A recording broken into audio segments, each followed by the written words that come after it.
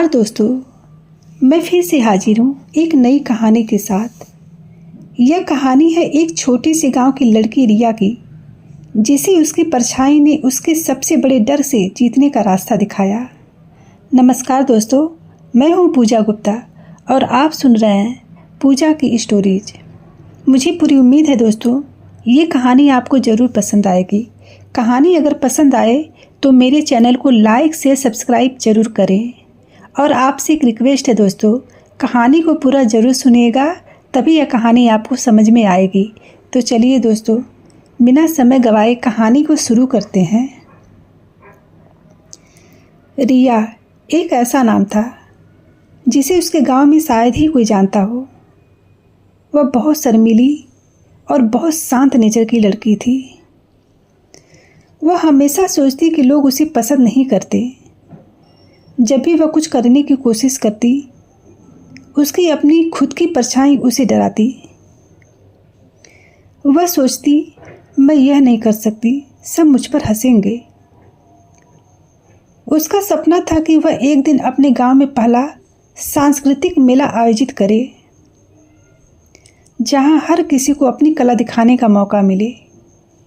लेकिन हर बार उसका डर उसे पीछे खींच लेता। रिया अब उदास रहने लगी। उसे समझ में ही नहीं आ रहा था वह अपने डर को कैसे ख़त्म करे। एक रात जब वह अपनी खिड़की के पास बैठी चुपचाप आकाश को देख रही थी, तभी कुछ अजीब हुआ। उसकी परछाई उससे अलग होकर जिंदा हो गई। परछाई ने बेहद गहरी आवाज़ में कहा, रिया, मैं तुम्हारा डर हूँ। मैं तुम्हें हर बार रोकती हूँ, लेकिन तुम चाहो तो मैं तुम्हें ताकत भी दे सकती हूँ। रिया घबरा गई। उसने कहा, तुम मुझे कैसे ताकत दे सकती हो? तुम तो सिर्फ मेरी कमजोरी हो। परछाई मुस्कुराई और बोली, कमजोरी और ताकत में ज़्यादा फर्क नहीं है रिया। अगर तुम मुझसे लड़ना सीख जाओ तो मैं तुम्हें हर जंग जीतने में मदद करूँगी। रिया सोच में पड़ गई और सोचते सोचते सो गई। अगले दिन रिया ने अपनी परछाई को चुनौती दी।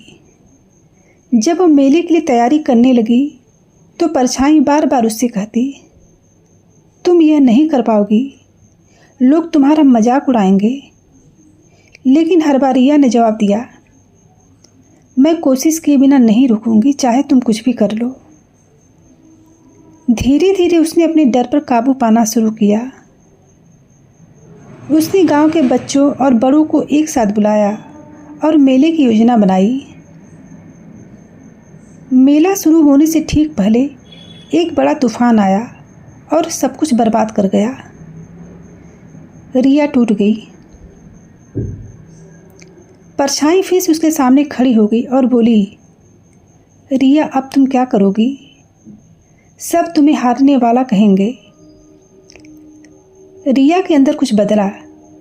उसने गहरी सांस ली और कहा, अगर मैं कोशिश करना छोड़ दूं तो मैं सच में हार जाऊंगी, लेकिन अगर मैं फिर से शुरुआत करूं तो शायद मैं जीत जाऊं।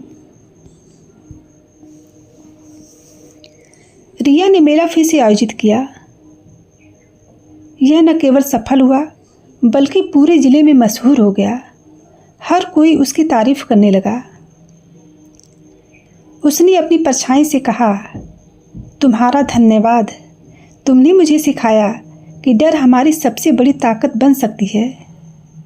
परछाई मुस्कुराई और बोली, मैं हमेशा तुम्हारे साथ हूँ रिया, तुम्हें याद दिलाने के लिए कि डर को हराकर ही असली जीत मिलती है।